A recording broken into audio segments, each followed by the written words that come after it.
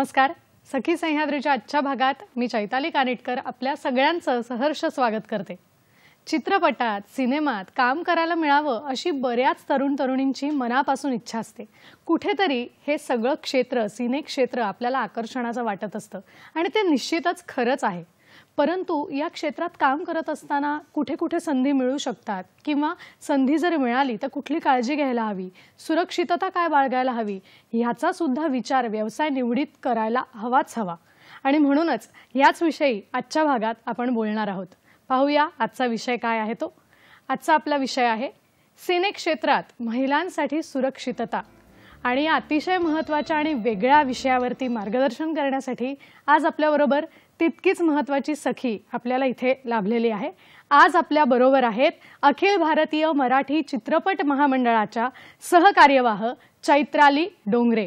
नमस्कार मॅडम. नमस्कार.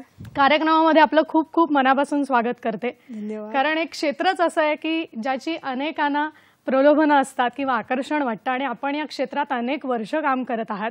त्यामुळे आपल्याकडून या विषयावर मार्गदर्शन मिळणं हे खरंच आपल्या सगळ्यांचं सद्भाग्य आहे. तेव्हा सर्वप्रथम मी मॅडमची सगळ्या प्रेक्षकांना मनापासून ओळख करून देते. सर्वात आधी म्हणजे अखिल भारतीय मराठी चित्रपट महामंडळाच्या मॅडम सहकार्यवाह आहेत. त्याचबरोबर वेशभूषाकार अर्थात कॉस्ट्यूम डिझायनर, त्याचबरोबर कास्टिंग डिरेक्टर म्हणून सुद्धा त्यांनी काम केलेलं आहे, त्या काम करत आहेत. कार्यकारी निर्मात्या म्हणून सुद्धा त्या प्रसिद्ध आहेत. अनेक राष्ट्रीय आंतरराष्ट्रीय पुरस्कार विजेत्या चित्रपटांसाठी त्यांनी कॉस्ट्यूम डिझाईन केलेले आहेत. अनेक पुरस्कार सोहळ्यांना सुद्धा विशेष अतिथी म्हणून त्यांची उपस्थिती लाभलेली आहे. कान्स फिल्म फेस्टिवलला भारताच्या प्रतिनिधी म्हणून त्यांची विशेष उपस्थिती लाभलेली आहे. तेव्हा आजचा हा सिने क्षेत्रामध्ये असलेल्या महिलांचा सुरक्षिततेचा विषय आज आपल्याला ते उलगडून दाखवणार आहेत. आणि माझ्या मनातल्या प्रश्नांबरोबर आपला कार्यक्रमातला सहभाग सुद्धा आमच्यासाठी नेहमीच महत्त्वाचा असतो. सिने क्षेत्रात महिलांची सुरक्षितता या विषयावर आपण बोलतो आहोत, तेव्हा याच विषयाच्या अनुषंगाने आपले प्रश्न असायला हवेत, एवढी फक्त आपण काळजी घेऊया. तेव्हा आता वेळ न घालवता लगेच कार्यक्रमाला सुरुवात करूया. मॅडम, पुन्हा एकदा आपलं मनापासून स्वागत करते.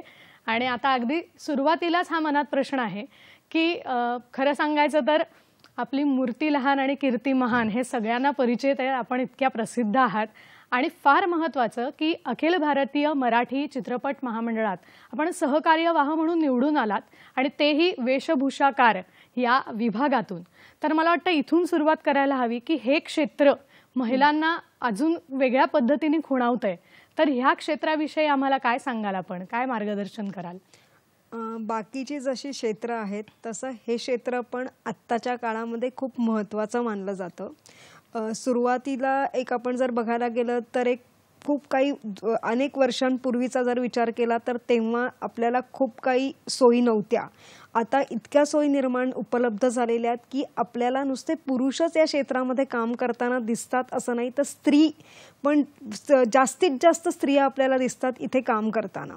आणि मुळामध्ये स्त्री म्हटल्यावरती असा विषय येतो की या क्षेत्रात काम करायचं म्हणजे स्त्री म्हणजे फक्त कलाकार म्हणून काम करते का, हेअरड्रेसर म्हणून काम करते का, किंवा मेकअपमन म्हणून काम करते का. तर तसं नसून या क्षेत्रामध्ये जेवढे वेगवेगळे उपविभाग आहेत त्या उपविभागांमध्ये पण तुम्हाला स्त्रिया, अनेक नावाजलेल्या स्त्रिया ज्यांना आजपर्यंत ऑस्कर म्हणजे आता जसं आपण म्हणू की भानू अथय्या जी आहेत ज्यांना कॉस्ट्यूम डिझायनरचं ऑस्कर अवॉर्ड मिळालं होतं, तर तशा याच्यामध्ये जर विचार केला तर टेक्निकल बाजू जर घेतला गृहीत तर त्याच्यामध्ये पण स्त्रियांना खूप काही या क्षेत्रात येऊन करता येऊ शकतं. नक्कीच. मला वाटतं ही सगळी क्षेत्र आपल्याकडून जाणून घ्यायची आहेत. पण माझ्या मनात हा प्रश्न आहे की आपलं या क्षेत्रात पदार्पण कसं झालं, इथपर्यंतचा प्रवास कसा घडला, थोडक्यात आम्हाला ऐकायचं. मला लहानपणापासून या क्षेत्रामध्ये आवड होती. म्हणजे जसं आपण सगळेच जण शाळा कॉलेजेसमध्ये भाग घेतो, स्पर्धांमध्ये भाग घेतो. मी मुळात पुण्याची असल्यामुळे आणि माझे आई वडील जे आहेत, मुळात माझी आई आणि वडील दोघंही नोकरीला होते आणि मुळात हा छंद जो आलेला आहे तो मला आईकडून आलेला आहे. म्हणजे आई नोकरी करत होती, पण तरीसुद्धा सायमल्टेनियसली ती अनेक वेगवेगळ्या विभागांच्या स्पर्धा कंडक्ट करायची. म्हणजे मुळात आपण आज महिला हा जो विषय घेतलेला आहे त्याच्यामध्ये जे गव्हर्नमेंटमध्ये ज्या बायका नोकरी करतात, म्हणजे त्यांना पोटापाण्यासाठी नोकरी करावी लागते, पण प्रत्येकीमध्ये एक एक काहीतरी छंद असतो. तो छंद जोपासण्यासाठी, ती कला दाखवण्यासाठी अनेक स्पर्धा माझी आई घ्यायची आणि मी त्यासारख्या बघायची की म्हणजे हे वेगवेगळ्या स्पर्धा आहेत ज्याच्यामध्ये महिला आघाडीवरती आहेत. म्हणजे ती भले हँडरायटिंग कॉम्पिटिशन असू देत, थर्माकोल मेकिंग असू दे, नाटक असू दे, संगीत असू देत, नृत्य असू देत. मग त्याच्यातून असं वाटलं की याच्यामध्ये येणं मला खूप आवडेल. पण येताना पण तो विचार माझ्या घरच्यांनी सगळ्यात पहिला प्रश्न हे केलेला होता की या फील्डमध्ये जरी जायचं असेल तरी आम्हाला म्हणजे एक काळजी अशी आहे की आम्ही पाठिंबा तर जरूर देतोय, पण काळजी एक मनात आहे की याच्याबरोबर तुला काहीतरी वेगळं सायमल्टेनियसली शिकावं पण लागेल. त्याच्यामुळे मी पुणे विद्यापीठामध्ये ललित कला केंद्र जे आहे तिथे मी नाटक हा विषय घेऊन मी ग्रॅज्युएशन केलेलं आहे आणि त्याच्याच बरोबर मी teachers diploma in tailoring and embroidery हा गव्हर्नमेंटचा डिप्लोमा पण मी केलेला आहे. क्या बात आहे. मला वाटतं आता मॅडम तुम्ही बोलताना एक गोष्ट म्हणालात की तुमच्या पालकांनी तुम्हाला असं सांगितलं की ह्या क्षेत्रात जाण्यासाठी पाठिंबा निश्चित असेल, पण या बरोबरीने तुम्हाला अजून काहीतरी शिकावंच लागेल. तर महिलांच्या या क्षेत्रातल्या सुरक्षिततेबद्दल आपण बोलताना मनात माझा हा प्रश्न आहे की खरंच या क्षेत्रात येताना आपल्याकडे नेमकं कुठल्या पद्धतीचं शैक्षणिक जे आपण म्हणतो शिक्षणाच्या बाबतीत कुठल्या पद्धतीचं क्वालिफिकेशन किंवा पात्रता असायला हवी. कारण बऱ्याच जणांना असं वाटतं की आपण या क्षेत्रात आता आलोय, मग आता आपल्याला पुढे शिकायची गरज नाही. तर मग सुरक्षिततेच्या दृष्टिकोनातून ह्याची कितपत गरज आहे, काय वाटतं आपल्याला? नाही, शिकायला गरज नाहीये असं हा मुळात चुकीचा म्हणजे मनात विचार आहे की हे क्षेत्र कसं आहे माहितीये, जेवढं क्षेत्र हे छोटं पण आहे तेवढंच ते खूप मोठं आहे. म्हणजे जसं आपण म्हणतो की विहीर दिसते तेवढा समुद्र पण आहे. त्याच्यामुळे या क्षेत्रामध्ये तुम्ही कसं पुढे जात राहाल त्याच्यावरती सगळ्या गोष्टी डिपेंड असतात. पण तुम्हाला एक लक्षात घेणं गरजेचं आहे की या क्षेत्रात जेव्हा तुम्ही येताय तेव्हा तुम्हाला हा पण अवतीभोवतीचा विचार करणं गरजेचं एक महिला म्हणून की आपण जिथे पाऊल टाकतोय त्यावेळेला तुम्हाला आधीच सगळ्या गोष्टी विचारात घेऊन त्या गोष्टींचा विचार करणं गरजेचं आहे की आपण जिथे जातोय तिथे आपण काय म्हणून जातोय, तिथे कोणाला भेटतोय. जर समजा तुम्ही कुठल्या प्रोडक्शन हाऊसमध्ये जात असाल किंवा कुठल्या दिग्दर्शकाला, निर्मात्याला किंवा कुठल्याही त्या रिलेटेड कामासाठी भेटायला जात असाल तर आपल्याला खूप विचार करायला पाहिजे आधी की त्यांची माहिती काढणं पहिलं गरजेचं आहे की ते ऑफिस कुठे आहे, ते किती वर्ष झाले या क्षेत्रामध्ये आहेत, त्यांनी काय काय केलेलं आहे. जर निर्मिती क्षेत्रात असतील तर त्यांनी निर्मिती क्षेत्रात कुठले कुठले सिनेमे म्हणू, सिरियल्स म्हणू, वेबसिरीज म्हणू काय केलेले आहेत. किंवा जर कुठल्या दिग्दर्शकाला भेटायला जाताय किंवा एक आर्टिस्ट म्हणून नाही तर एक टेक्निकल टीमच्या जर आपण विचार केला, म्हणजे जसं हेअर ड्रेसर आहे, मेकअप मन आहे, एडिटर आहे, सिनेमॅटोग्राफर म्हणून आहात, तर तसं जर तुम्ही भेटायला जात असाल तर तेव्हा पण तुम्हाला खूप विचार करणं गरजेचं आहे, माहिती घेणं गरजेचं आहे की आपण जिथे जातो आहोत ते व्यवस्थित पद्धतीची तिकडे लोक आहेत की नाही. कारण शेवटी कसं आहे की नुसतं त्याच लोकांना आम्ही बोलून उपयोग नसतो, तर तुम्हाला पण या गोष्टींची माहिती आधी घेणं खूप गरजेचं आहे आणि त्याच्यावरतीच तुम्ही पुढे खूप सुरक्षितता बाळगू शकता आणि तुम्हाला काम करण्याची जी संधी मिळते ती संधी जरी समोरून आली असेल तरी त्या संधीचा वापर खूप चांगल्या पद्धतीने कसा करता येईल हे बघा. पण संधी जोपासण्याच्या आधी त्या संधीचा पुरेपूर सगळा व्यवस्थित त्याची माहिती करून घेणं खूप गरजेचं आहे. खरं आहे, मला वाटतं. आणि हाच कुठेतरी एक शिक्षणाचा भाग येतो की आपल्याला ह्या सगळ्या गोष्टींची माहिती करून घेता आली पाहिजे. संधी आली आणि लगेच गेलं असं न करता आपण त्याचा मागोवा घेतला पाहिजे, पाठपुरावा केला पाहिजे, हे सुद्धा तितकंच महत्त्वाचं आहे. मॅडम, मला असं विचारायचं आहे की आपल्या क्षेत्राबद्दल तर आपण बोललात, पण त्या क्षेत्रात सुद्धा महिलांनी सुरक्षितता बाळगण्यासारखे काय मुद्दे आहेत की इथे मला करिअर करायचं आहे पण मला या गोष्टींचं भान ठेवलं पाहिजे, तर याविषयी काय सांगाल? आता महिला म्हणल्यावरती कसं आहे की एक आपण म्हणू की लहान मुलगी म्हणजे एक 8-10 वर्षापासूनची जी मुलगी असते ती एक बालकलाकार म्हणून या इंडस्ट्रीमध्ये येते काम करायला. आणि मोठ्या एक महिलांचा विचार करायला गेला तर त्या नुसता कलाकार म्हणूनच येत नाहीत, तर त्या टेक्निकल याच्यात पण त्यांना आवड असते. जसं आपण मगाशी बोललो तसं की सिनेमॅटोग्राफर आहे, एडिटर आहे, मेकअपमन आहे, हेअरड्रेसर आहे, डायरेक्टर आहे. तर अशा याच्या वेळेला विचार करताना एक भान ठेवणं गरजेचं आहे की आपण या इंडस्ट्रीमध्ये पाय ठेवतोय, जर आपल्यावरती कुटुंब पूर्ण एक जर डिपेंड असेल तर आपल्याला हे बघणं गरजेचं आहे की जोपर्यंत या इंडस्ट्रीमध्ये आपल्याला एक आपण जो म्हणतो पोटापाण्यासाठी आपल्याला बेसिक गरजा ज्या गरजेच्या आहेत त्या मिळवण्यासाठी आपण तेवढे पैसे कमवतोय का. त्याच्यामुळे मला असं वाटतं की सुरुवातीला जोपर्यंत तुमचा पाया भक्कम होत नाही तोपर्यंत तुम्ही जे आता इकडे येता इंडस्ट्रीमध्ये त्याच्याबरोबरच जे शिक्षण तुम्ही आधी घेतलेलं आहे त्या शिक्षणाशी रिलेटेड पुढे कुठे नोकरी जर मिळत असेल तर ती नोकरी पण सायमल्टेनियसली करावी. आणि खूप आपल्याकडे छान छान उदाहरणं आहेत. खूप मोठे मोठे सेलिब्रिटीज आज आहेत इंडस्ट्रीमध्ये ज्यांनी सुरुवातीला बँकांमध्ये नोकरी केलेली आहे किंवा गव्हर्नमेंटमध्ये नोकरी केलेली आहे किंवा BST मध्ये नोकरी केलेली आहे आणि सायमल्टेनियसली ते या क्षेत्रामध्ये काम करत गेलेत. आणि जसं तुमचं नाव या क्षेत्रामध्ये मोठं होत जाईल तसं तुम्ही हळूहळू ते जे तुम्ही नोकरी करताय ते तुमच्यावरती मग ती नोकरी सोडायची का सायमल्टेनियसली ती कंटिन्यू करायची. त्याच्यामुळे महिलांनी आणि दुसरा मुद्दा येतो संसाराचा. सगळ्यात जो महिला म्हणल्यावरती तो विचार करावा लागतो. तर संसार सांभाळून आपल्याला मुलं बाळं सांभाळून आपल्याला या क्षेत्रामध्ये कसं काम करता येईल. कारण एक मुळात या क्षेत्रामध्ये असं आहे की बसला तर बसला, काम केलं तर कंटिन्यूस खूप दिवस काम मिळतं. त्याच्यामुळे आज मला पण माहिती नाहीये, मला स्वतःचं उदाहरण जर मी द्यायचं झालं तर मला आज माहिती नाही मी आज काम करतेय पण 3 दिवसांनी मला माहिती नाहीये की मी काम करणार आहे का मला सुट्टी मिळणार आहे. त्याच्यामुळे या क्षेत्रावरती डिपेंड न राहता मला खूप आवर्जून असं महिलांना सांगायचं आहे की भले तुम्ही दुसऱ्या काही क्षेत्रामधलं काम न करता याच क्षेत्रामध्ये अजून वेगवेगळे विभाग आहेत. जसं मेकअप आपण म्हणतो या क्षेत्राला पण कनेक्टेड आहे आणि ते पार्लर ब्युटी पार्लरला पण connected, hair dresser, costume designer म्हणून मी आहे तर तुम्ही तुमचं बुटीक पण चालू करू शकता. म्हणजे तुम्हाला तो विचार करून तुम्ही दोन्ही याला कनेक्टेड राहू शकता, या क्षेत्राला पण कनेक्टेड राहू शकता आणि तुम्ही तसंच बाहेर पण त्याच याच्यावरती पैसे पण कमवू शकता. मला वाटतं आणि तुम्ही फार महत्त्वाचा मुद्दा या ठिकाणी सांगितलात की अनेक तरुणी अशा असतात की या क्षेत्रात येऊ बघतात आणि मग दुसरं कुठलंच माध्यम नसतं उत्पन्नाचं आणि मग त्यावेळेला अशी परिस्थिती होते की आता पुढे जाऊन काय करावं.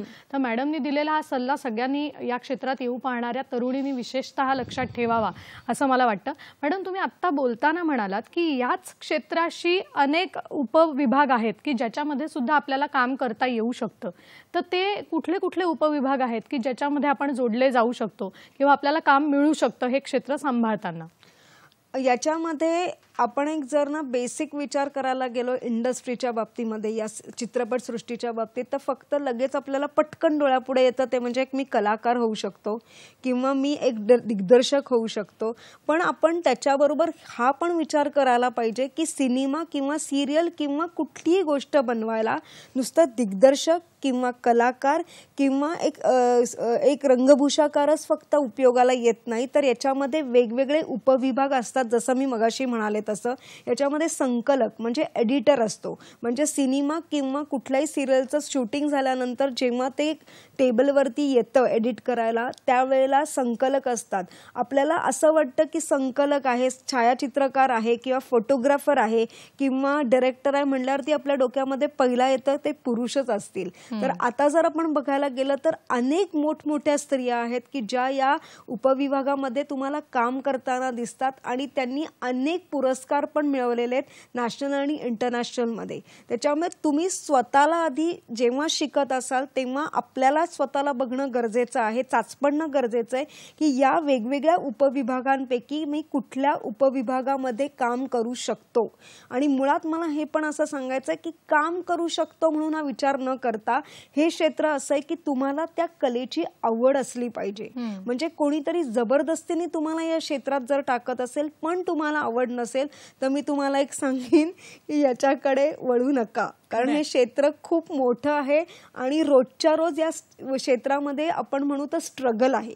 आज मी पण इथे बसलेली आहे, पण मी जोपर्यंत आहे म्हणजे आपल्या एक इंग्लिश म्हण आहे की struggle is till the end of our life. म्हणजे आज बच्चनजी पण आहेत, त्यांचं जर आपण पुस्तक वाचलं तर ते पण म्हणतात की मी जरी एवढं खूप मोठे ते जरी असले तरी त्यांच्या पण आयुष्यात स्ट्रगल आहे. त्याच्यामुळे एक तर मनाची तयारी पाहिजे महिलांची पूर्णपणे, आणि मुळात जर आज काम नाहीये किंवा 4-5 दिवस काम नाहीये तर हे आपल्याला स्वतःला कॉन्फिडन्स पाहिजे की मी फ्रस्ट्रेशन डिप्रेशन मध्ये जाणार नाही. म्हणून मी मगाशी म्हणाले तसं या फील्डच्या बरोबर तुम्हाला दुसरं कुठलं तरी फील्ड सायमल्टेनियसली एक घर चालवण्यासाठी चालवणं खूप गरजेचं आहे. नक्कीच मॅडम, तुम्ही खूप छान बोलताय आणि मला याविषयी अधिक जाणून घ्यायचंय, पण वेळ झाली एका छोट्याशा विश्रांतीची. कुठेही जाऊ नका, लगेचच परत येतोय. पाहत रहा सखी सह्याद्री.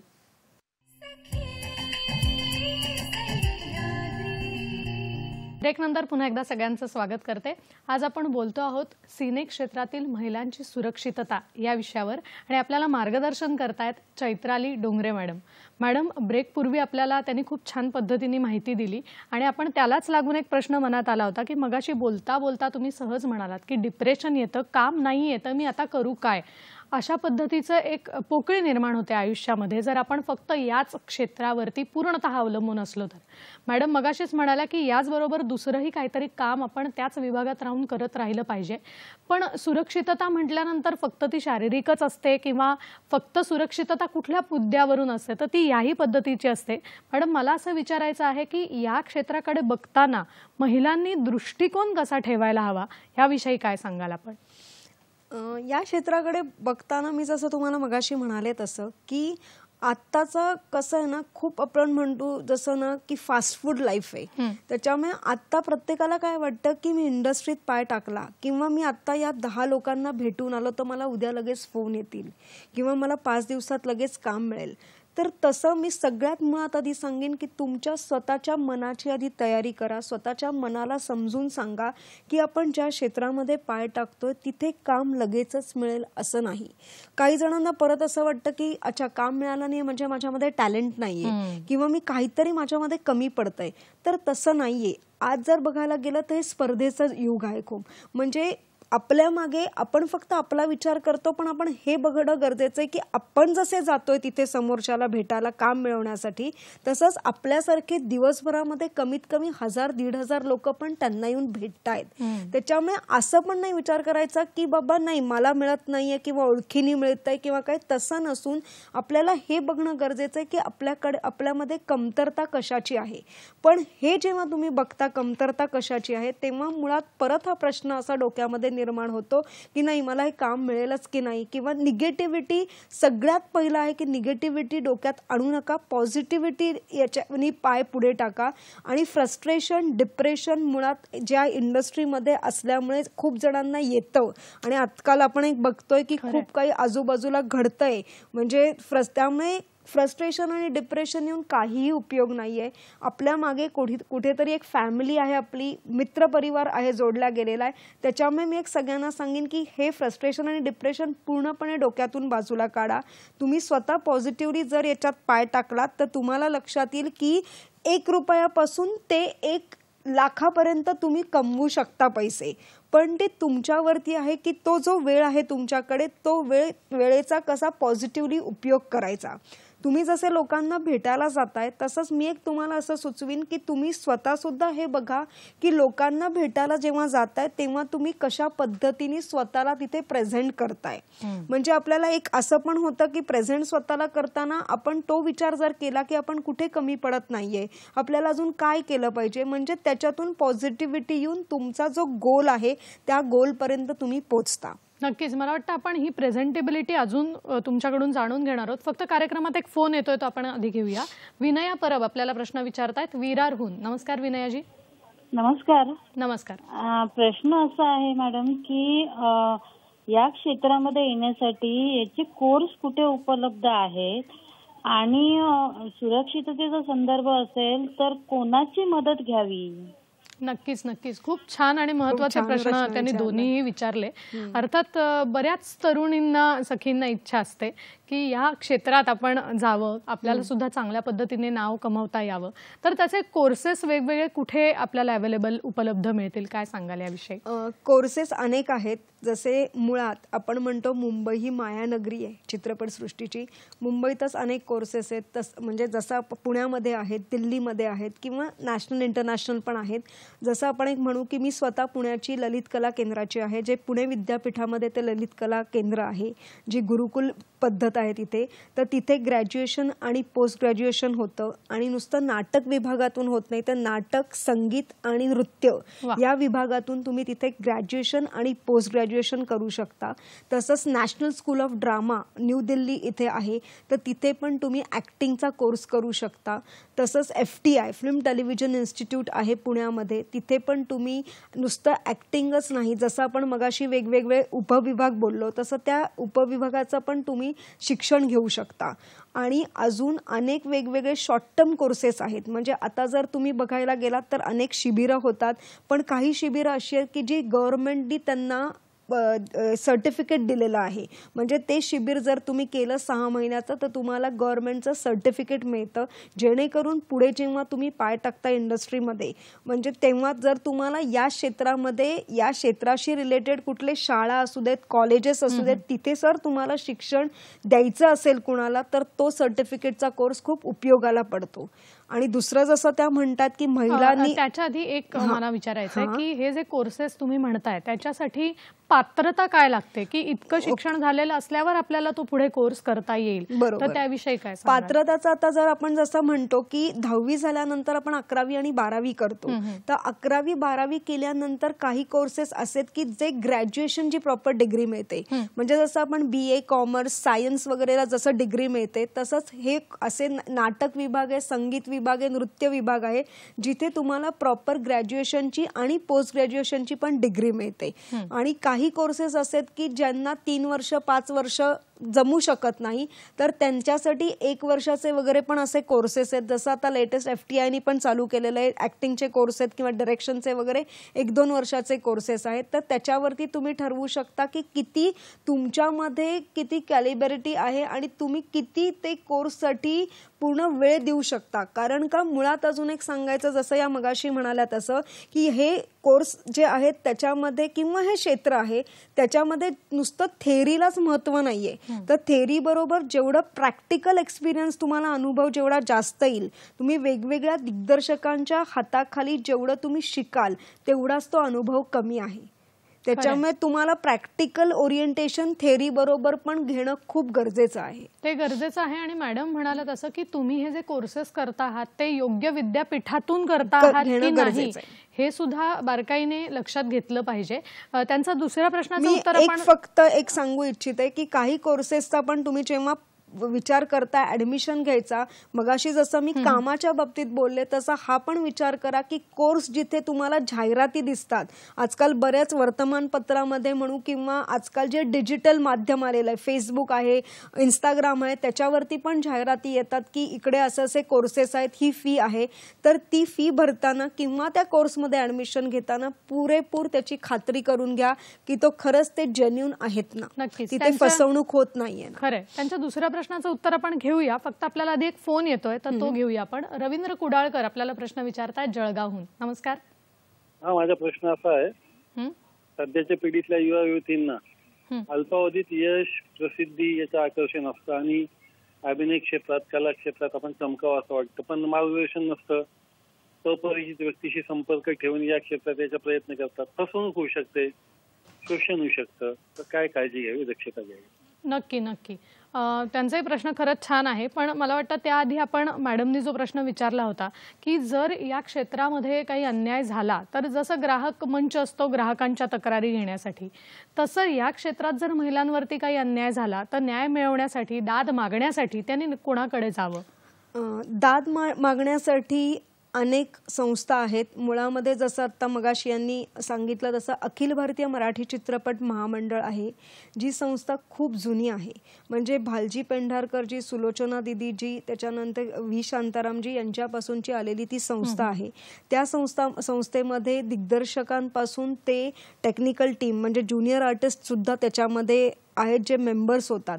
तर ते मेंबर्स एकदा झाल्यानंतर जर काही तुम्हाला कुठे वाटलं की कुठेही फसवणूक होतीये आणि ती फसवणूक पैशाच्या रूपात असेल किंवा महिलांना कुठले छेडछाड केली गेली असेल किंवा महिलांना त्रास दिला असेल किंवा वेगवेगळ्या पद्धतीने महिलांच्या समोर काही प्रश्न आलेले असतील, तर तेव्हा चित्रपट महामंडळामध्ये तुम्ही कंप्लेंट देऊ शकता आणि त्या कंप्लेंटवरती नक्कीच आम्ही पाठपुरावा करतो की बाबा काय घडलं होतं. त्या लोकांशी आम्ही बोलतो, त्या लोकांना आम्ही समोर बोलवतो, आम्ही लवाद लावतो. म्हणजे ही पण लोक असतात, ती पण लोक असतात. समोरासमोर बोलवून आम्ही एकमेकांचं म्हणणं जाणून घेतो आणि त्याच्यावरती आम्ही ठरवतो की कोण चुकीचं आहे आणि कोण बरोबर आहे. आणि पण याच्या आधी जसं एक थोडंसं सांगते की हे इथपर्यंत यायच्या आधी तुम्ही आधी स्वतः त्या गोष्टीची माहिती करणं गरजेचं आहे. आणि जर तुम्हाला काही त्याविषयी माहिती हवी असेल तर तुम्ही अखिल भारतीय मराठी चित्रपट महामंडळामध्ये येऊन त्याची माहिती विचारू शकता. कारण का आमच्या महामंडळामध्ये जे आहे याच्यावरती मी आता जॉईंट सेक्रेटरी म्हणून आहे, तिथे ती लोक रजिस्ट्रेशन करतात. म्हणजे कोणाला जर ची निर्मिती करायची असेल किंवा कोणाला सिनेमा डायरेक्ट करायचा असेल तर ती लोक तिकडे मेंबर असतात. त्याच्यामुळे आपल्याला पण कळतं की ही संस्था खरंच किती जेन्युइन आहे. आणि मुळामध्ये जसं मी याला एक अजून जोडून सांगेन की कुठेही जर पैशाची विचारणा केली आधी की बाबा खूप जणांना आता जे आपले खूप मोठे गावागावातले खूप मोठे मोठे चांगले आर्टिस्ट आता आपण बघतो, जसं सैराट सिनेमाच्या नंतर खूप मोठे मोठे गावामधून छान आर्टिस्ट आले जे आज त्यांचं नाव कमवत आहेत. पण गावातल्या लोकांना असं वाटतं की पैसे दिले तरच काम मिळतं. तर मुळात हे सांगेन की पैसे देऊन काम मिळत नाही, काम केल्यावर पैसे मिळतात. त्यामुळे तुम्हाला एक सांगेन की कुठेही कोणी जर सांगितलं की आधी तुम्हाला पैसे भरावे लागतील मग तुम्हाला काम मिळेल, तर मी स्वतः सांगेन की पैसे कुठेही आधी देऊ नका. मला वाटतं रवींद्रजींनी पण याच्याशीच निगडीत प्रश्न विचारला की अनेक अपरिचित व्यक्तींशी संबंध या क्षेत्रात पदार्पण करताना हा येतच असतो, मग त्यावेळेला काय काळजी घ्यावी, काय सांगा? त्यावेळेला मी जसं मगाशी म्हणाले तसंच की पैशाची मागणी कोणी केली तर पैसे देऊ नका आणि नुसतं ते तुमच्यापुरतं ठेवू नका. तुम्ही म्हणजे एक असा विचार करा की जशी ती समोरची व्यक्ती मला पैसे मागतेय तसंच ती अनेक लोकांना पण असंच फसवणार आहे. त्याच्यामुळे जर तुम्ही त्या व्यक्तीच्या बद्दल आमच्याकडे आधीच जर सांगितलं की ही व्यक्ती आहे आणि पैशाची विचारणा करते, तर आपण आधीच सेफ होऊ शकतो आणि आपण लोकांना पण सेफ करू शकतो की हे जे आहे ते फ्रॉड आहे, त्याच्यामुळे यांच्याकडे जाऊ नका किंवा यांनी जर पैशाची मागणी केली तर पैसे देऊ नका. समोरच्यांना सांगणं एवढंच तुमचं कर्तव्य आहे की मी काम करीन मग तुम्ही मला पैसे द्या, पण मी सुरुवातीला पैसे देणार नाही. काही वेळेला असतं रजिस्ट्रेशन चार्जेस असतात, किरकोळ चार्जेस असतात, ते पण तुम्ही विचारपूर्वक आधी नीट बघा की हे रजिस्ट्रेशन चार्जेस कशाचे आहेत नक्की. कारण रजिस्ट्रेशन चार्जेस नुसते घेतले जातात पण तेही आहे मुळात मी तिथे रजिस्ट्रेशन चार्जेसचे पैसे भरलेलेत म्हणजेच मला काम मिळेल असा अर्थ होत नाही. कारण ती व्यक्ती आमच्याकडे येते आणि नंतर म्हणते मी इथे पैसे भरले होते, ते म्हणले होते कामं मिळतील म्हणून. पण मुळामध्ये आज मी काय किंवा कुठलेही निर्माते असू देत, दिग्दर्शक असू देत, कुणालाच कमिट करू शकत नाहीत की हो मी तुला काम देईल. कारण त्या वेळेला तुमच्यापुढे म्हणजे आमच्यापुढे जी संहिता येते त्या संहितेवर ठरतं की कोणाला काम मिळू शकतं. खरंय. मला वाटतं ही काळजी फार महत्त्वाची आपल्याला घ्यायला हवी की कोणाला आपण आधी मॅडम म्हणाला तसं की आर्थिक व्यवहार शक्यतो करू नये आणि करत असाल तर त्याची पूर्ण माहिती मिळाल्याशिवाय ते व्यवहार करू नयेत. मॅडम आपल्याला एक फोन येतोय, तर कार्यक्रमात आपण आधी घेऊया. प्रश्न काय येतोय ते बघूया. आपल्याला फोन येतो आहे, प्रश्न जाणून घेऊ त्यांचा, म्हणजे आपल्याला उत्तर देणं सोपं होईल. आपल्याला दादा उबाळे प्रश्न विचारतायत जामखेडहून. नमस्कार. नमस्कार. माझा असा प्रश्न होता की महिलांना जर असुरक्षित वाटत असेल आणि त्यांनी जर समोरच्या आरोपीची जर समजा तक्रार दाखल केली तर आरोपीस कोणती शिक्षा कायद्यानुसार होऊ शकते याबद्दल सांगा. नक्कीच. त्यांचा प्रश्न असा आहे की जर एखाद्या महिलेने कुठली तक्रार केली तर त्या आरोपीला सरकारकडून कुठली शिक्षा होऊ शकते, कायद्याने त्या व्यक्तीला कुठली शिक्षा केली जाते? आता काय याच्यामध्ये मुळात कसं आहे की त्यांनी काय फसवणूक केलेली आहे, कुठल्या रूपात फसवणूक केलेली आहे. जसं आपल्यामध्ये पण आपण म्हणतो की आपण कोर्टात जेव्हा जातो तेव्हा फॅमिली कोर्ट असतं, त्याच्यानंतर वेगवेगळ्या प्रकारचे तिथे कोर्ट्स असतात, त्याच्यावरती ठरतं ते कुठल्या कायदेशीर काय गुन्हा आहे तो. त्याच्यामुळे जेव्हा ते आमच्याकडे येतील तेव्हा त्याची पडताळणी केली जाईल. पण जर आम्हाला कळलं की ही पोलीस केस आहे तर आपल्यालाही माहितीये जर ती पोलीस केस असेल तर ती बाकीच्या कोणालाही हँडल करायचा अधिकार नसतो. किंवा जर ते मॅटर त्यांचा कोर्टाचा असेल तर ते कोर्ट ठरवतं की त्यांना काय शिक्षा द्यायची आणि काय सॉल्व्ह करायचं. पण याच्यामध्ये मुळात आधी असं आहे की जर तुम्हाला असं वाटलं की कुठल्या महिलेला वाटलं की इथे मी असुरक्षित आहे आणि माझ्यावरती काहीतरी गुन्हा होतोय, तर मी सगळ्यात सांगेन की जिथे तुम्ही आहात त्याच्या जवळपास जे पोलीस स्टेशन असते, पोलीस चौकी असते, तिथे जाऊन पहिलं तुम्ही FIR करा. म्हणजे तुम्ही स्वतःला पूर्णपणे स्ट्रॉंगली हे कराल की बाबा मी सेफ आहे. कारण का आत्ताचे जर आपण पोलीस बघितले तर ते तातडीने लगेच या बाबतीमध्ये लगेच आपली मदत करायला येतात. त्या आणि परत याच्यात जसं आता त्यांनी विचारलं त्या सरांनी महिलांच्या सुरक्षिततेसाठी मुळात याच्यात अजून एक मी असं सांगू इच्छिते की महिला प्रत्येक वेळेला जर त्यांच्यावरती काही झालं गुन्हा तो कुठल्याही पद्धतीचा असू देत त्या आम्हाला सांगतात. पण मुळात सांगताना प्रत्येक वेळेला असं होतं की हे ओपन जर करायचं झालं पोलीस केसच्या थ्रू किंवा कोर्टाच्या थ्रू किंवा एक आपण म्हणू की सगळ्यांना सांगत त्यांचं ते घाबरतात. त्यांचं म्हणणं असतं की आमचं नाव बाहेर आलं नाही पाहिजे. पण मी एक सगळ्यांना सांगू इच्छिते की आज मी पण एक महिला आहे, त्या पण एक महिला, तुम्ही पण महिलात, एक कोणाचं तरी नाव बाहेर आलं तर बाकीच्या महिला सुरक्षित राहतील. त्याच्यामुळे याची भीती बाळगू नका की माझं नाव समोर आलं तर मला पुढे कामं मिळणार नाहीत, मला या इंडस्ट्रीतून बाहेर पडावं लागेल किंवा माझे घरचे विचार करतील की ही इंडस्ट्री जी आहे ती असुरक्षित आहे, त्याच्यामुळे मला घरी बसवलं जाईल. तुम्ही जर स्वतः सक्षम असाल, भक्कम असाल ना आणि तुमच्याकडे जर तुम्ही चूक केलेली नसेल तर मी नक्कीच सांगेन की स्वतः पुढे या, सांगा की असे व्यक्तींनी माझी बदनामी केलेली आहे, फसवणूक केलेली आहे. नक्कीच त्या व्यक्तीवरती आम्ही नक्कीच निर्णय घेऊ काय करायचंय त्या व्यक्तीच्या बाबतीत. आणि ती व्यक्ती जशी तुम्हाला फसवते तशी ती व्यक्ती अजून अनेकांना फसवणार नाही. जसं एक मध्ये जसं झालं होतं, आता तो म्हणजे माणूस आहे जो आतमध्ये आहे, आता जेलमध्ये आहे, ती व्यक्ती अशी आहे की ती व्यक्ती एक स्वतःचं नाव एक सांगत नाही. जसं आता मी चैत्राली डोंगरे आहे तर ती व्यक्ती चैत्रालीच डोंगरे प्रत्येकाला सांगत नाही, ती वेगवेगळी टोपण नावं लावत जाते. त्याच्यामुळे आम्ही पण जेव्हा शोध घेतो तेव्हा आम्हाला प्रश्न पडतो की नक्की कोणती व्यक्ती आहे. पण फोटो जेव्हा बघितला तेव्हा कळलं की ती एकच व्यक्ती आणि तिने अनेक त्यांनी वेगवेगळ्या नावांनी समोरच्यांना फसवलेलं आहे. त्याच्यामुळे हे पण खूप गरजेचं आहे. पण ती महिला समोर आली म्हणून आज कळलं. आणि ती महिला समोर आल्यानंतर जेव्हा पेपरमध्ये आउट झालं की असं असं या माणसाने फसवलंय, आम्हाला अनेक महिलांचे फोन आले की या व्यक्तीने आम्हाला पण फसवलंय. तुम्ही खूप चांगल्या पद्धतीने बोललात आणि मार्गदर्शन केलं की घाबरून बसण्यापेक्षा पुढे या, न्याय मागा. न्याय मिळाल्यावर आपल्याला तर फायदा होईल आणि अनेक महिला या बाबतीत पुढे येऊ शकतील आणि त्यांनाही न्याय मिळू शकेल. या सगळ्या विषयाबद्दल आपल्याला अधिक जाणून घ्यायचं आहे. फक्त वेळ झाली एका छोट्याशा विश्रांतीची. कुठेही जाऊ नका, पाहत रहा सखी सह्याद्री.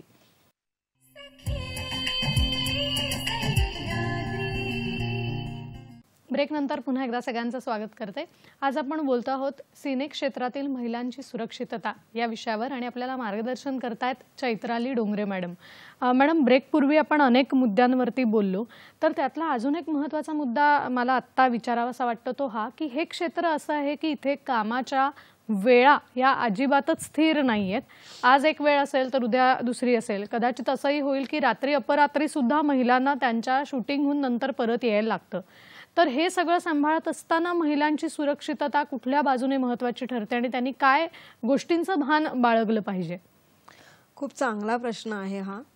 मुळामध्ये महिला जेव्हा कुठल्या कामासाठी होकार देतात, तो होकार पहिला मुद्दा असतो त्यांचा की काय काम आहे आणि दुसरा मुद्दा असतो पैसे किती मिळणार. पण बाकीचे अनेक मुद्दे आहेत की ज्यांना त्यांनी विचारणं गरजेचं असतं की शूटिंग कुठे आहे, बाहेरगावी शूटिंग आहे का मुंबईत आहे. मुंबई जर आपण म्हटलं तर आपण पहिला प्रश्न डोक्यामध्ये आणायला पाहिजे की रेल्वे स्टेशन पासून आपल्या लोकल्स, कारण मुंबई हे लोकलचं क्षेत्र हे आहे मुळात जॉईन झालेलं आहे, तर लोकल मधून मी जर उतरलो त्या स्टेशनवरती तर तिकडनं मला किती वेळ तिकडे जायला लागेल शूटिंगसाठी. मग मी जाणार आहे तर माझ्या बस उपलब्ध आहे का, रिक्षा उपलब्ध आहे का, टॅक्सी उपलब्ध आहे का. आणि जर तिथे कुठली सोय नसेल तर तुम्हाला स्वतः समोर जे असतील आपले निर्मिती प्रमुख असतील, ज्याला आपण प्रोडक्शन मॅनेजर म्हणतो, किंवा असिस्टंट डायरेक्टर ज्यांनी तुम्हाला फोन केलेले आहेत, त्यांना विचारणं गरजेचं आहे की आमची सोय तुम्ही नेण्याची आणि आणण्याची कशी करणार आहात. कारण तिथे जर काही सोयच नसेल तर तुम्ही काहीच करू शकत नाही. आणि दुसरी गोष्ट अशी आहे की जसं तुम्ही म्हणालात वेळा निश्चित नसतात, तर तसं वेळा निश्चित नसल्यामुळे रात्री, जसं आता आम्हाला खूप जण सांगतात की आम्ही जेव्हा फिल्म सिटीमध्ये जातो, चित्रनगरीमध्ये गोरेगावला शूटिंग करायला, तिकडनं रात्री येताना वाघ वगैरे असतात, तिकडे बिबटे असतात, माकडं त्रास देतात तिथे. त्याच्यामुळे हे बघायला लागतं त्यांना येताना की बाबा आम्ही सुरक्षित येऊ की नाही. तर त्यामुळे तुम्हाला स्वतः त्या जिथे काम करतायत त्यांना तुम्हाला एक रिक्वेस्ट करणं गरजेचं आहे की तुम्ही आमची सोय करा. भले ती गाडीनी सोय करा किंवा कोणाला तरी सोडायला सांगा, किंवा तुम्ही एक डोक्यात आणा की तुम्ही एकटे जाताना जाताय पण येताना तिकडे तुमची नवीन ओळख होते, तर तुम्ही 4 जण 5 जण एकत्र येऊ शकता.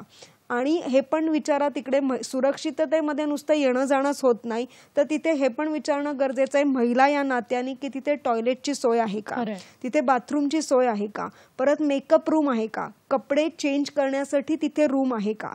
आज जे ज्युनियर आर्टिस्ट आहेत आपण ज्यांना म्हणतो, सगळे हे ज्युनियर आर्टिस्ट जे आहेत ते सगळे जे कामं करतात ती पण खूप मोठी कैक वर्षांपासून ती लोक कामं करतात, पण त्यांनी सुद्धा विचारणं गरजेचं आहे की आमच्यासाठी शूटिंग जेव्हा नसेल तेव्हा बसण्याची सोय आहे का.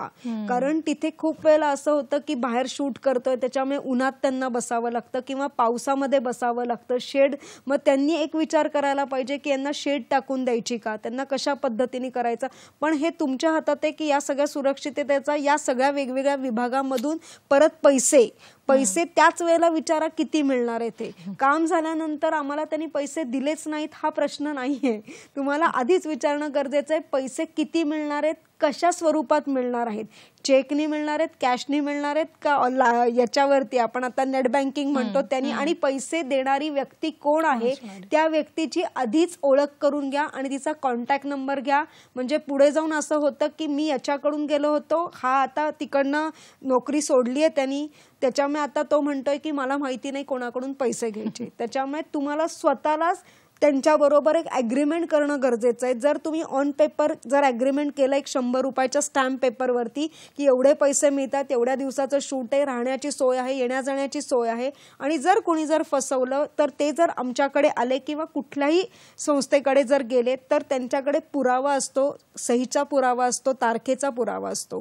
त्याच्यामुळे असं ॲग्रीमेंट करण्याचा अधिकार हा कलाकाराला आहे का? कलाकार हे करू शकतो. ॲग्रीमेंट म्हणजे आपण आज जर म्हणलं 100 रुपयाच्या स्टॅम्प पेपरवरती जर त्यांनी लिहून घेतलं की मी चैत्राली डोंगरे, मी तुमच्या प्रोडक्शन हाऊसमध्ये या सिनेमामध्ये मी या विभागात काम करते आहे, तर ते करू शकतात ॲग्रीमेंट की बाबा याच्यामध्ये जर, कारण कसं आहे त्याच्यामुळे तुम्ही स्वतः सेफ राहता. आणि ॲग्रीमेंट जेव्हा होतं तेव्हा ते दोन्ही बाजूनी झालं पाहिजे. त्याच्यामध्ये जे क्लॉ असतात ते दोन्ही बाजूने असले पाहिजेत. तुम्हाला ॲग्रीमेंट करताना, सही करताना जरी ते म्हणत असतील की हे कॉमन ॲग्रीमेंट छापलं गेलेलं आहे, तरी तुम्हाला त्या ॲग्रीमेंटचे प्रत्येक जे पॉइंट्स आहेत ते वाचणं गरजेचं आहे. कारण बऱ्याचदा काय होतं त्यांनी ॲग्रीमेंट समोर तुमच्या आणलेलं असतं छापून, त्यामुळे ते त्यांची बाजू कशी सेफ राहील या हिशोबाने येतात.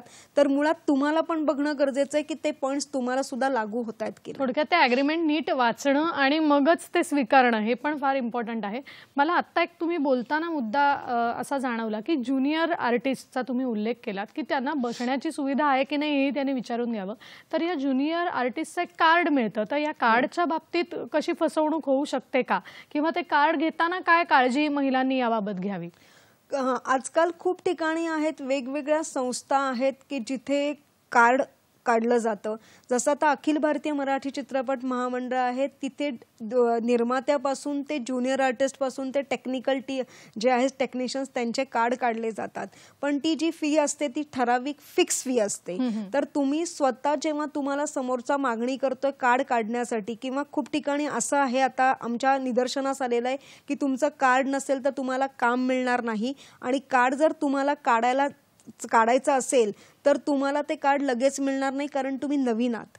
तुम्ही नवीन असल्यामुळे तुम्हाला वेळ लागेल. तर मी तुम्हाला कार्ड काढून देतो, मग जे पैसे आमच्याकडे ठरलेले आहेत महामंडळामध्ये त्याच्या व्यतिरिक्त जास्त पैशाची मागणी केली जाते. कार्ड मिळतं त्यांना, पण ते कार्ड फ्रॉड कार्ड असतं. त्यामुळे तुम्हाला आधीच सुरुवातीला चाचपणं गरजेचं आहे. समोर जी व्यक्ती येते ती कितीही काही सांगत असली तरी ती कोण आहे, ते जे सांगतायत त्याची माहिती जी ते देतात. आणि आज इंटरनेट आहे, गुगलवरती तुम्ही नुसतं टाईप केलं तरी कळतं खरंच की किती पैसे आहेत, ही संस्था खरंच आहे का. खूप ठिकाणी असं आहे की ते लोक सांगतात आम्ही असे असे तुम्हाला कार्ड काढून देतो, या इकडे कमी पैशात देतो. मध्ये तसं झालं होतं घाटकोपरच्या पोलीस चौकीमध्ये, आम्ही त्या लोकांना घेऊन गेलो होतो. फोनवरती आम्ही जस्ट एक कॉल केला होता की बाबा कार्ड काढायचं, तर त्यांनी सांगितलं आता जिथे एक सांगते की 2100 रुपये चित्रपट महामंडळामध्ये कार्ड फी आहे, तर तिथे त्यांनी सांगितलं, तो फोन मीच केला होता आणि अलर्ट करायचं होतं त्यांना, त्यांनी सांगितलं 25,000 रुपये लागतात. मग त्याच्यामुळे त्यांना आम्ही बोलवलं, भेटलं समोर, कार्ड काढायचंय, काढलं, सगळं बघितलं आणि मग त्यांची आम्ही कंप्लेंट पोलीस चौकीमध्ये दिली. नक्कीच, म्हणजे ही अशी ही फसवणूक होते. त्यामुळे आपण योग्य व्यक्तीकडून, योग्य संस्थेकडून त्याची आधी माहिती करून घेणं आणि मगच कुठलेही व्यवहार करणं हे फार आवश्यक आहे. आणि मला वाटतं मॅडम तुम्ही या उदाहरणातून आम्हाला निदर्शनात आणून दिलं. मला असं विचारायचं आहे की या क्षेत्राकडे बघताना अनेकांचे गैरसमज असतात वेगवेगळ्या पद्धतीचे, तर ते गैरसमज नेमके कुठले असतात की ज्याच्यातून सुद्धा एक महिलांच्या सुरक्षिततेचा मुद्दा आपल्या डोळ्यासमोर येऊ शकतो, याविषयी काय सांगाल? तुमच्या प्रश्नावर मी पहिल्यांदा एक असं सांगेन की टाळी एका हाताने वाजत नाही.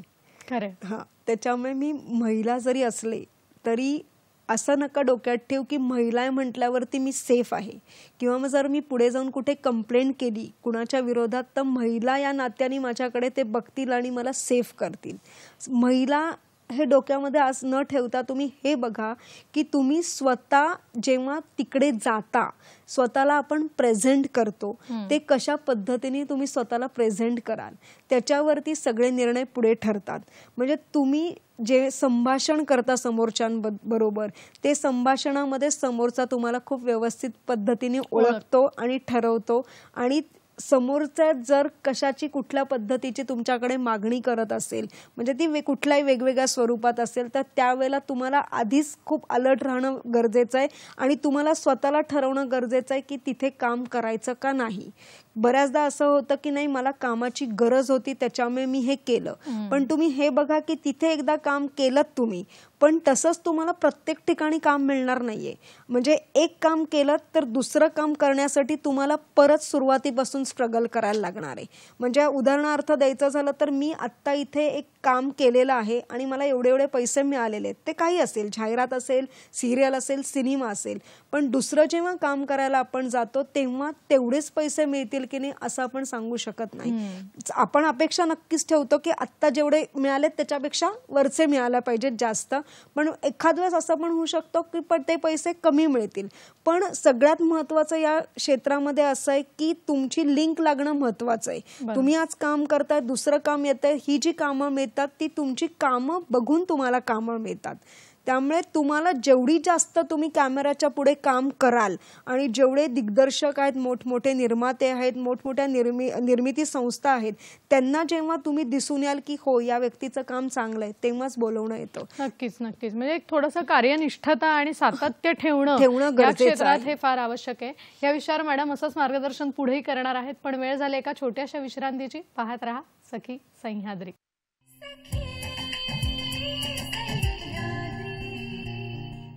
ब्रेक नंतर पुन्हा एकदा स्वागत करते. आजचा आपला विषय आहे सिने क्षेत्रातील महिलांची सुरक्षितता आणि आपल्याला मार्गदर्शन करतायत चैत्राली डोंगरे मॅडम. मॅडम, अनेक तरुणी अशा असतात की ज्यांच्या मनात हा एक गैरसमज असतो की आपण छान दिसलो, छान असलो कीच या क्षेत्रात आपल्याला नाव कमवता येईल, पैसा कमवता येईल. पण मला वाटतं आपण स्वतः मुळात एक उत्तम उदाहरण आहात आणि प्रेरणास्थान आहात. मी मगाशी म्हटलं तसं की मूर्ती लहान पण कीर्ती महान. तर असे हे जे गैरसमज आहेत ते आपण कसे दूर कराल आपल्या उदाहरणातून काय सांगाल? खूप चांगली मला एक तुम्ही म्हण दिलेली आहे. ही गोष्ट खरंच खरी आहे. प्रत्येकाला असं वाटतं की या क्षेत्रात यायचं म्हणजे माझी उंची व्यवस्थित पाहिजे, मी दिसायला सुंदर पाहिजे, मी बारीक पाहिजे, असं काही नाही आहे. या क्षेत्रामध्ये जर तुम्ही अनेक सिनेमे आज बघत असाल, अनेक सिरियल बघत असाल, तर त्याच्यामध्ये रंग, रूप, देखणेपण असतंच असं नाही आहे. त्या व्यक्तिरेखेवरती ते ठरतं की कोणाला कुठलं काम मिळू शकतं. आज आपण आणि मुळामध्ये परिस्थिती कशी आहे, बॅकग्राऊंड काय आहे, ती गोष्ट जी सिनेमातली आहे ती कुठे घडती आहे. म्हणजे गावातले जर गोष्ट असेल तर आपल्याला गावातली लोक पाहिजेत, जर शहरातली हवी असेल तर शहरातली. त्याच्यामुळे असं डोक्यात अजिबात आणू नका की मी दिसायला सुंदर नाहीये किंवा मला उंची नाहीये, माझ्यामध्ये देखणेपणा नाहीये म्हणून मला काम मिळणार नाही. तुमच्यामध्ये जर अभिनयाचे स्किल्स असतील तर 100% तुम्हाला काम मिळेल. आणि त्याच्याच बरोबर टेक्निकल याच्यात तुम्हाला जर ती आवड असेल तर मिळेलच. त्याच्यामुळे असं चुकूनही डोक्यात आणू नका. तुमच्यात कला जर असेल तर तुम्हाला नक्कीच ते काम मिळू शकतं. कारण हा खरंच गैरसमज असतो आणि तो आपल्याला दूर करायला हवा. मला वाटतं मॅडमच्या या उदाहरणावरून तो निश्चित दूर झालेलाच असेल. आणि मॅडम फार महत्वाचं की मगाशी तुम्ही म्हणलात तसं की एक आर्थिक बाजू जर बघायला गेलो तर या क्षेत्र असं आहे की आज काम आहे आणि उद्या काम नाही आहे. आपल्याला याची कुठल्याही पद्धतीने खात्री बाळगता येत नाही कामाची.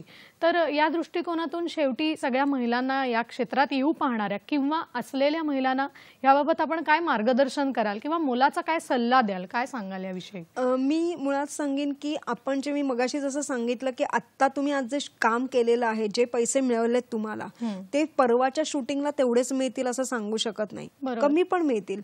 पण हे क्षेत्र कसं आहे, हे क्षेत्र कनेक्टिव्हिटीचं क्षेत्र आहे. तुम्ही जर आज इथे एक काम केलं तर ती व्यक्ती तुमचं नाव जर तुम्ही काम चांगलं केलं, आवडलं, तर ती व्यक्ती तुमचं नाव दुसरीकडे सुचवेल. त्याच्यामुळे तुम्ही जास्तीत जास्त जेवढी कामं कराल तेवढं चांगलं आहे. आणि जे पैसे कमवताय, जर समजा दिवसाला 2,000 रुपये तुम्ही कमवले आज, तर मी असं तुम्हाला सांगेन त्याच्यातले 500 किंवा 200 रुपये बाजूला काढा आणि सेव्हिंग्स करत जा. आणि परत काही जण असा विचार करतात की नाही पैसे कमी आहेत त्याच्यामुळे मी काय हे काम करणार नाही. पण मी त्याच्यात एक असा सल्ला देईन की घरी बसण्यापेक्षा ते 2 रुपयाचं का होईना ते काम जर तुम्ही केलं तर 2 रुपये पण मिळतील आणि ते काम तुमचं बघून तुम्हाला अजून त्याच्यावर बरीच कामं पण मिळतील. खरंय, कारण हा एक मुद्दा फार महत्वाचा असतो की कमी पैसे आले तर मी काम स्वीकारणार नाही, अशी मानसिकता अनेक जणांची असते. तर मला वाटतं याबाबत त्यांनी खूप छान मार्गदर्शन केलं. मॅडम, आजच्या या निमित्ताने सगळ्या महिलांना आपल्याला काही संदेश द्यायचा असेल की आपल्या उदाहरणातून, अनुभवातून, इतक्या वर्षाच्या कामातून, तर आपण जाताना काय सांगाल? अजून कुठला मुद्दा आपल्या डोक्यात येतो? मी एवढंच सांगेन की तुम्ही किती इंडस्ट्रीमध्ये आल्यानंतर असं डोक्यात ठेवू नका की अडथळे येणार नाहीत. मी स्वतः सुद्धा कैक अडथळ्यांमधून इकडे आलेली आहे, आज जी इथे तुमच्या याच्यावरती दिसतीये ती. त्यामुळे अडथळे प्रत्येकाला येतात, पण ते अडथळे कसे पार करायचे ते तुमच्यावरती असतं. त्यामुळे पॉझिटिव्हिटी असणं खूप गरजेचं आहे. आणि मुळात तुम्ही कुणाचं ऐकून हे करू नका किंवा कुणाचं ऐकून ते स्वीकारायचं आहे का नाही स्वीकारायचं आहे हे ऐकून घ्या, पण शेवटी ठरवायचं आहे ते तुम्हाला ठरवायचं आहे की मी हे काम करायचं आहे की नाही. आणि जास्तीत जास्त तुम्ही कामं जेवढी कराल तेवढं जास्तीत जास्त तुमच्या या क्षेत्रामध्ये नाव होईल, पैसे कमवाल आणि तुम्हाला अनेक कामं मिळत जातील. नक्कीच. मला वाटतं संघर्ष कोणालाच चुकलेला नाहीये. त्यामुळे मॅडम म्हणाल्या तसं एक आपल्याच मनात याबद्दलची पॉझिटिव्हिटी असणं की नाही, काम मिळेल आणि चांगल्या पद्धतीने मी ते करेन. आणि फार महत्त्वाचं, व्यवस्थित ज्ञान, लक्ष ठेवून सगळी माहिती घेऊन मग त्या कामाला हात लावेन, हे फार महत्त्वाचं आहे. आपल्याला आजचा हा विषय आणि मॅडमनी केलेलं मार्गदर्शन कसं वाटलं हे आम्हाला जरूर कळवा. त्यासाठी वेगवेगळी माध्यमं आपण वापरू शकता. फेसबुकवर जर प्रतिक्रिया द्यायची असेल तर www.facebook.com/DD सह्याद्री, सखी सह्याद्री @gmail.com हा आपला मेल ID आहे. www.youtube.com/DD सह्याद्री हे यूट्यूब चॅनल आहे. तसंच @DD सह्याद्री आपलं ट्विटर हँडल आहे. जर प्रतिक्रिया कळवायची असेल तर ती निश्चित कळवा, कारण खरंच आजचा विषय अतिशय वेगळा होता आणि मॅडम तुम्ही खूपच छान मार्गदर्शन केलं. मला वाटतं सगळ्या बारीक सारीक गोष्टी, अतिशय सूक्ष्म निरीक्षण मॅडमच्या बोलण्यातून आलंय. तेव्हा प्रत्येक टप्प्यावर सगळ्यांनी हे भान ठेवायला हवं. मॅडम, तुम्ही वेळात वेळ काढून आलात आणि इतक्या छान गप्पा मारल्यात, मार्गदर्शन केलं, त्याबद्दल संपूर्ण सखी सह्याद्रीच्या टीमच्या वतीने मी आपले मनापासून आभार मानते. खरंच पुन्हा आपण भेटणार आहोत अशा वेगळ्या विषयांसह, वेगळ्या मान्यवरांसह पुढच्या भागात. तिथपर्यंत आपल्याला निरोप घेते, धन्यवाद म्हणते.